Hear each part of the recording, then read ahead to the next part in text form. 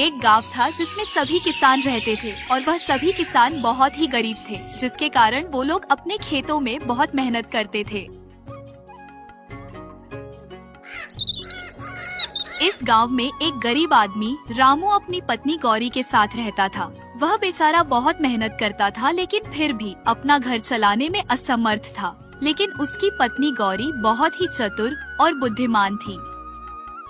गौरी बहुत मेहनत कर ली, पर कुछ समझ नहीं आ रहा कि इस बार फसल अच्छी होगी भी या नहीं।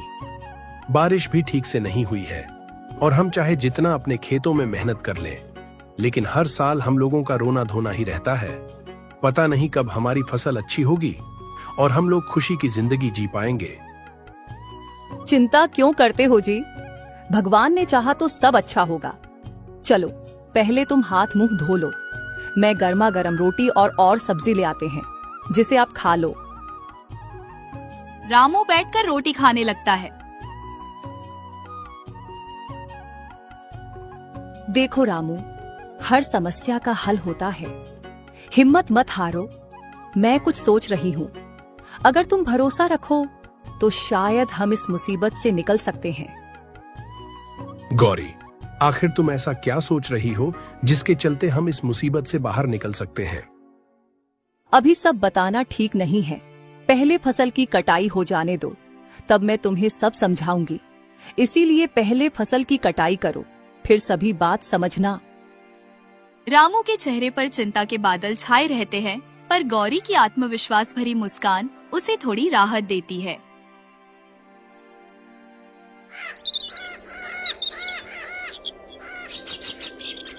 कुछ दिन बाद गांव के चौपाल पर कुछ किसान मौजूद हैं। रामू भी वहां मौजूद है। सब किसान अपनी अपनी समस्याओं पर चर्चा कर रहे हैं। इस बार तो सच में बुरा हाल है।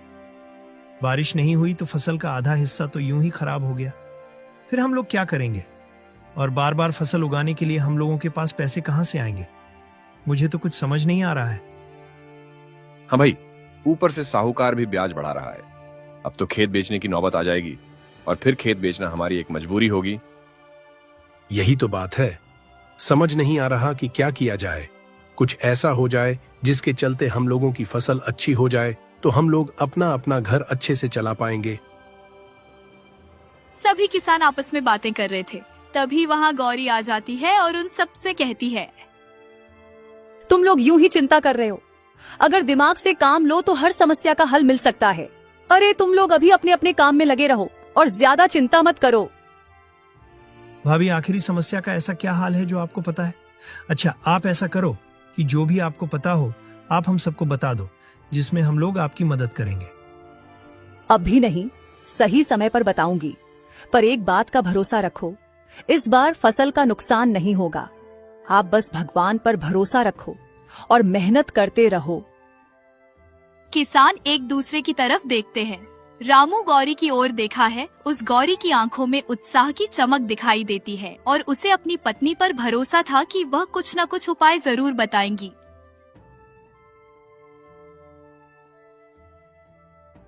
रात का समय दोनों अपने घर में खड़े थे, तभी रामू गौरी से कहता है, गौरी, तुमने आज चौपाल पर जो कहा उससे सबको थोड़ी उम्मीद तो मिली है, पर सच में तुम्हारे पास कोई उपाय है या बस सबको तसल्ली दे रही थी?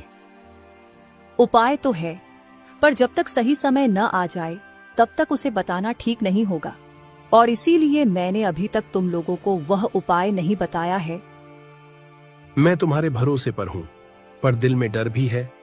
अगर कुछ उल्टा हो गया तो हम लोग कहीं के नहीं रह जाएंगे, ना ही घर के और ना ही घाट के।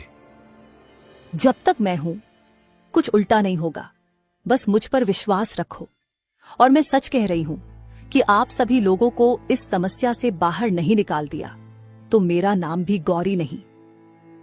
रामू गौरी के चेहरे की चमक को देखकर थोड़ा सहज होता है। गौरी की आंखों में एक अलग ही आत्मविश्वास झलकता है।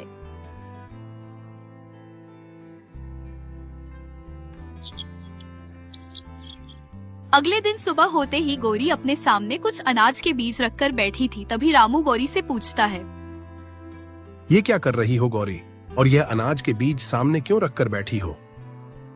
बस फसल को बचाने का तरीका खोज रही हूँ। फसल को बचाने का तरीका सिर्फ इन अनाज के दानों से? गौरी, तुम आखिर कहना क्या चाहती हो? अभी तो मैं कुछ नहीं कहना चाहती हूँ, लेकिन हाँ, देखना कुछ दिनों में इसका असर दिखेगा। रामू की आंखों में संदेह है, गौरी के चेहरे पर आत्मविश्वास। ये रहस्य क्या है?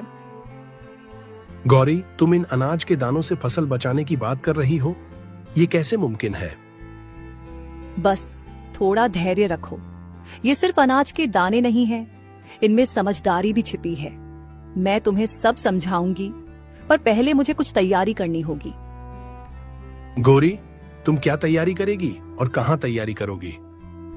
खेत में जाने की तैयारी। आज मुझे तुम्हारे साथ खेत पर चलना है। रामू के चेहरे पर उलझन के भाव है। उसे समझ नहीं आ रहा कि गौरी क्या करने वाली है।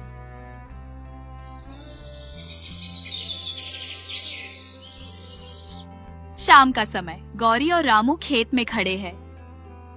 देख रही हो गौरी, ये हाल है हमारे खेत का। यहाँ से कुछ भी उगने की उम्मीद नहीं है। तुमने कभी गौर किया है कि जमीन के नीचे पानी हो सकता है? हर जगह जमीन के नीचे पानी होता है। क्या मतलब? बारिश तो हुई ही नहीं, तो पानी कैसे होगा? और अगर इसके नीचे पानी ही होता तो हमारी फसल बहुत अच्छी तैयार होती। पानी हो या ना हो, पर इस मिट्टी के नीचे कुछ छिपा है। हमें उसे खोजने की जरूरत है, और मैं एक छोटा सा प्रयोग करना चाहती हूँ। कैसा प्रयोग गौरी? आखिर तुम यहाँ इसे देखकर कुछ सोच रही हो क्या, और तुम्हें कुछ पता चल रहा है?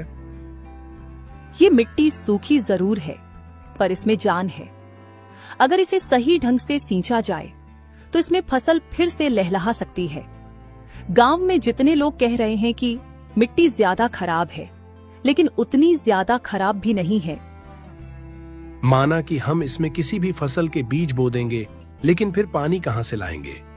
नहर सूखी पड़ी है और कुआं भी खाली है। यही तो चतुराई है। पानी तो आसमान से नहीं बरस रहा, पर हमें अपने हाथ से पानी बरसाना होगा। हाँ, और ये काम मैं आज रात को शुरू करूंगी। रामू को गौरी की कुछ बात समझ में नहीं आ रही थी, लेकिन फिर भी वह चुपचाप का रहता है। शाम होते ही गौरी फिर से वही बीजों को लेकर बैठ जाती है। कभी रामू उससे पूछते हुए कहता है, गौरी, अब तो बता दो कि तुम इन बीजों का करने क्या वाली हो, जैसे कि हमारी फसल अच्छी तैयार हो जाएगी। ये बीज साधारण बीज नहीं है। मैंने इन्हें कुछ जड़ी बूटियों के साथ मिलाकर तैयार किया है। अगर इन बीजों को जमीन में बोया जाए और हल्का सा पानी दिया जाए तो ये मिट्टी की नमी को बढ़ा सकते हैं। क्या ये मुमकिन है? और इनके चलते हमारी फसल भी अच्छी खासी तैयार हो जाएगी। हाँ, मुझे अपनी माँ से ये विद्या मिली थी। हमारे पुरखों के पास ऐसे बीज होते थे जो जमीन की सेहत को सुधार सकते थे, और मुझे इन बीजों पर पूरा भरोसा है कि यह अपना काम जरूर दिखाएंगे। ठीक है गौरी, अगर ऐसी बात है तो मैं तुम्हारा साथ जरूर दूंगा। रामू को ज्यादा कुछ तो समझ में नहीं आया था, लेकिन रामू ने गौरी पर विश्वास करके उसका हौसला बढ़ाया।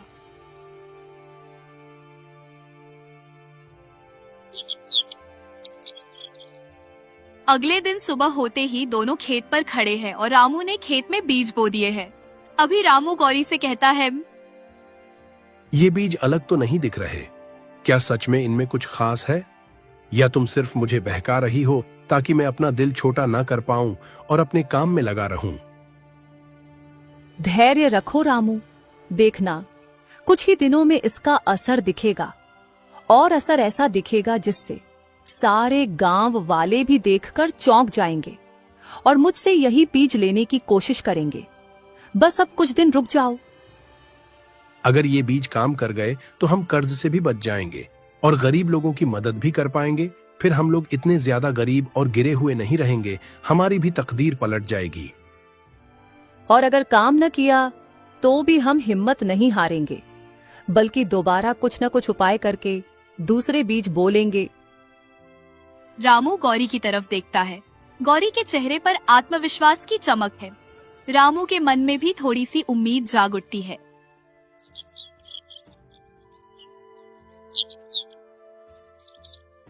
रामू गांव में टहलने के लिए जाता है। तभी वहां उस गांव का दूसरा किसान उसे मिल जाता है। फिर वह रामू से कहता है, अरे रामू भाई, क्या हाल है? और मैंने सुना है कि तुम्हारी बीवी ने जड़ी बूटियां से कुछ ऐसे अनाज के बीज बनाए हैं जो कि खेत में बो देने के बाद अच्छी खासी फसल देंगे और जल्दी तैयार भी हो जाएंगे। क्या यह बात सच है? हाँ भाई, यह बात तो सच है कि मेरी बीवी ने जड़ी बूटियां से कुछ अनाज के बीज तैयार किए हैं, लेकिन अब उनका हम प्रयोग कर रहे हैं। आज ही उन्हें खेतों में बोकर आए हैं और कुछ दिन बाद अगर उन्होंने अंकुर दे दिए तो शायद हमारी फसल जल्दी और अच्छी तैयार होगी। बस मैं कुछ दिन का इंतजार कर रहा हूँ। ओह भाई, अच्छा है जो तुम ही सबसे पहले उनका प्रयोग कर रहे हो, क्योंकि तुम्हारे जैसा किसान गांव में नहीं है और इस गांव का हर व्यक्ति तुम पर विश्वास करता है। और भाई, अगर आपकी फसल अच्छी तैयार हो तो कृपया करके आप मुझे भी थोड़े बीज दे देना, जिन्हें मैं अपनी खेत में बो दूंगा और फिर शायद हमारी भी फसल अच्छी तैयार हो जाएगी। अरे भाई, मैं जरूर बीज दूंगा, और तुम्हें ही नहीं, इस पूरे गांव के हर किसान को, क्योंकि मेरी तरह हर कोई मुसीबत में और गरीबी में जी रहा है और मैं नहीं चाहता हूं कि कोई किसान गरीबी में जिए। इसीलिए मैं हर किसान को बीज दूंगा। रामू भाई, तुम्हारा बहुत बहुत धन्यवाद जो तुम खुद की स्थिति में दूसरों की तुलना कर लेते हो और उनके बारे में अच्छा सोचते हो। सलाम है तुम्हारी ऐसी सोच को।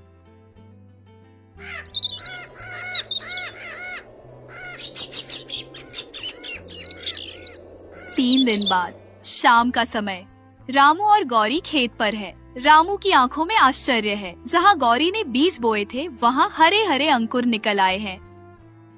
गौरी, ये कैसे हुआ?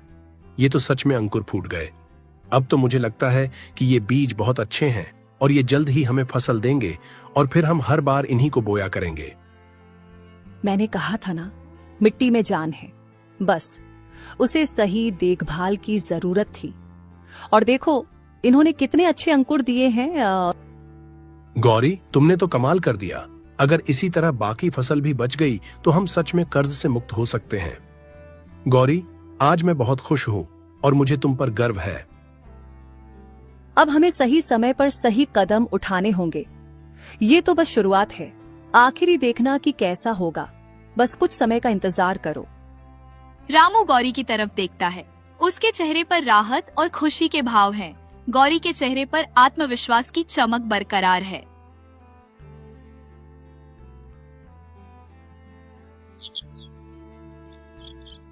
सुबह का समय, गौरी घर में बैठी है। पास ही रामू बैठा हुआ है।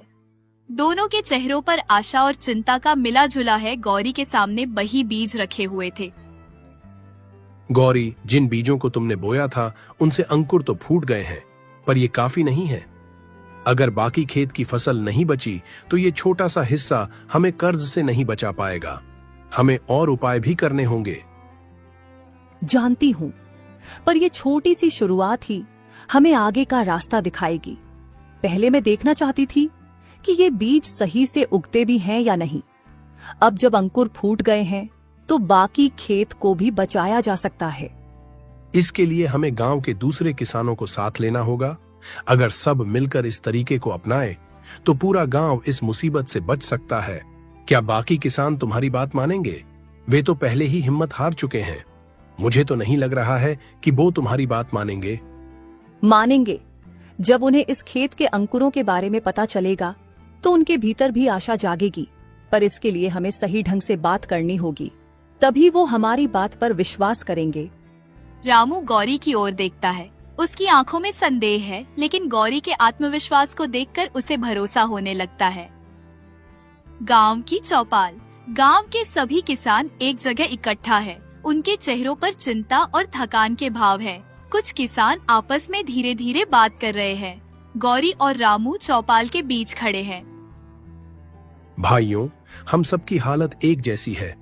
फसल सूख रही है, कर्ज बढ़ रहा है और बारिश का नाम और निशान नहीं है।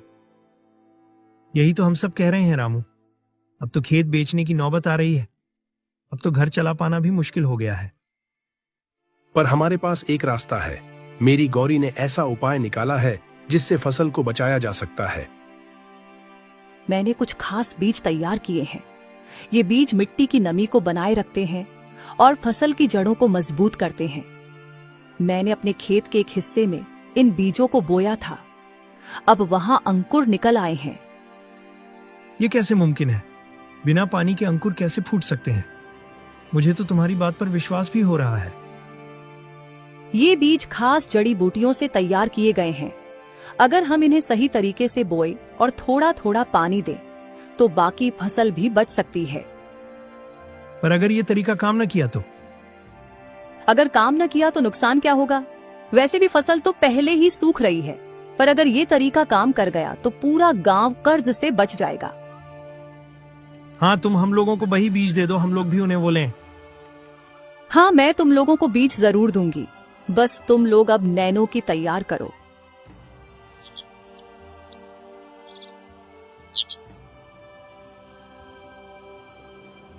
फिर सब लोग अपने अपने खेतों में गोरी द्वारा दिए गए बीजों को बो देते हैं।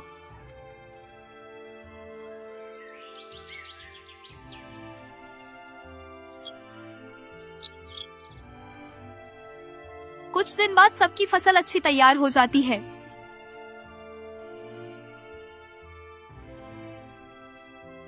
देखो भाइयों, सब लोगों की फसल अच्छी तैयार हो गई है और अब सब लोग अपना अपना कर्ज चुका देना और फिर से यही बीज बो देना। सब लोग रामू की हाँ में हाँ मिला देते हैं। इस तरह गौरी ने सबकी किस्मत चमका दी।